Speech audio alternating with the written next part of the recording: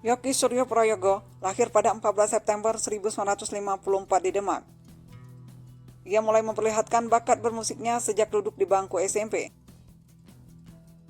Karena pekerjaan ayahnya yang kerap ditugaskan keluar daerah menuntut Yoki untuk turut serta berpindah-pindah kota. Ia mengenyam pendidikan sekolah menengah pertama di Balikpapan, Kalimantan Timur. Bakat bermusik Yoki mulai terlihat sejak pindahannya ke Balikpapan. Ia membentuk sebuah grup band sekolah bernama Safira. Selain mempelajari berbagai alat musik secara otodidak, Yoki juga pernah menimba ilmu dengan Mukhtar Embut dan Idris Sardi demi memperdalam ilmu bermusiknya. Karena sering berpindah-pindah kota, Yoki sempat bermain di beberapa band. Ia pernah tergabung dengan Jaguar Band bersama Mickey Merkelbach. Dan ketika berada di Malang, Yoki juga sempat bermain dengan Bentul Band bersama Ian Antono dan Teddy Sujaya. Setelah itu, Yoki hijrah ke Jakarta. Dengan bermodalkan kemampuan bermusiknya, sekitar tahun 72 ia bergabung dengan God Bless. Yoki masuk menggantikan Dodi Dores. Masuknya Yoki dianggap mampu memberikan corak permainan keyboard pada God Bless. Yoki dinilai mampu memberikan kontribusi yang berbeda. Ia juga dikenal sebagai musisi yang handal membentuk karakter musik God Bless. Permainan keyboardnya membuat orang sudah bisa menebak karakter God Bless. Sehingga Yoki pun dikenal sebagai salah satu pentolan God Bless. Berkat kemahirannya bermusik, Yoki sukses menciptakan warna musik progresif rock yang rumit di tubuh God Bless. Namanya pun semakin melejit bersama band legend ini. Keunikan suara keyboard Yoki disebut-sebut banyak terinspirasi dari band-band progresif rock seperti Deep Purple, Yes, dan Spooky Tooth.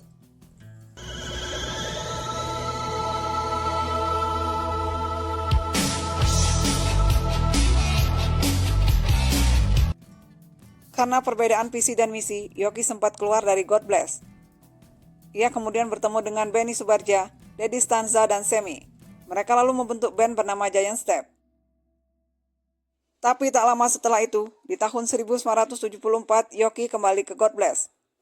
Ia sekaligus membawa dua rekannya ketika di band Bentul dulu. Yoki mengajak Ian Antono dan Teddy Sujaya ikut bergabung dengan God Bless. God Bless melaju makin kencang. Mereka berhasil merilis album perdana di tahun 1975.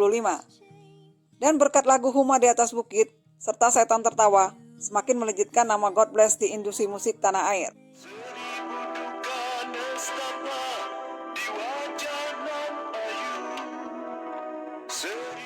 Di album perdana ini, peran Yoki belum begitu menonjol, Doni Fatalah yang lebih dominan. Ketika penggarapan album kedua, Yoki tidak ikut berperan. Posisinya digantikan oleh Abadi Susman. Yoki memutuskan untuk kembali hengkang dari God Bless karena terjerat narkoba.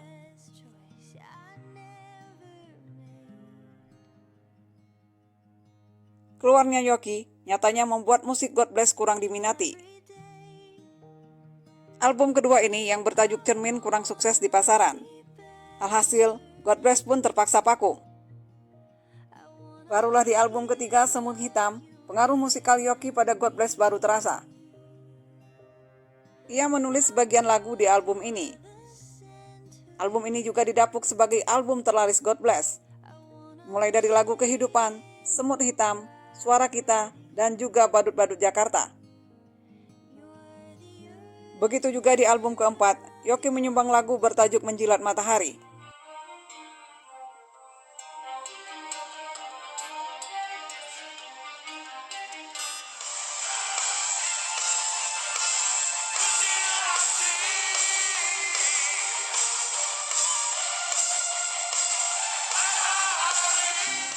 Sayangnya, karena berbagai perbedaan dari sisi musik, Yoki kembali hengkang dari God Bless di tahun 2003. Sebelumnya, Yoki juga sempat berkolaborasi dengan Iwan Fals untuk menulis dua lagu, yaitu Damai Yang Hilang dan Orang Dalam Kaca. Pertemuannya dengan Iwan Fals ini membuka babak baru petualangan Yoki.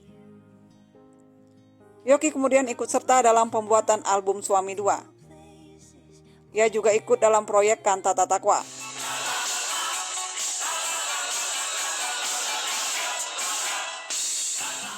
Karena Yoki adalah seorang pembosan, ia enggan terjebak dalam zona nyaman. Oleh sebab itulah, kiprah Yoki tidak hanya terbatas dalam ruang lingkup musik rock saja. Ia pernah bekerja sama dengan Chrisye. Yoki berperan sebagai penata lagu di album Chrisye ini. Yoki juga sempat terlibat dalam pembuatan album Badai Pasti Berlalu yang bekerja sama dengan Eros Djarot, Chrisye, dan Nasution bersaudara. Selain pemain keyboard yang handal, Yoki juga berperan sebagai arranger.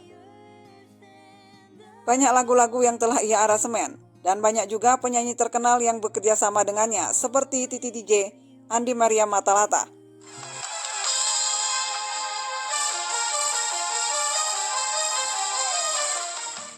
Yoki dikenal sebagai sosok yang tegas dan berwatak keras, terutama terkait hak kekayaan intelektual. Ia pernah menegur sutradara Hanung Bramantyo yang memakai lagu kesaksian tanpa izin.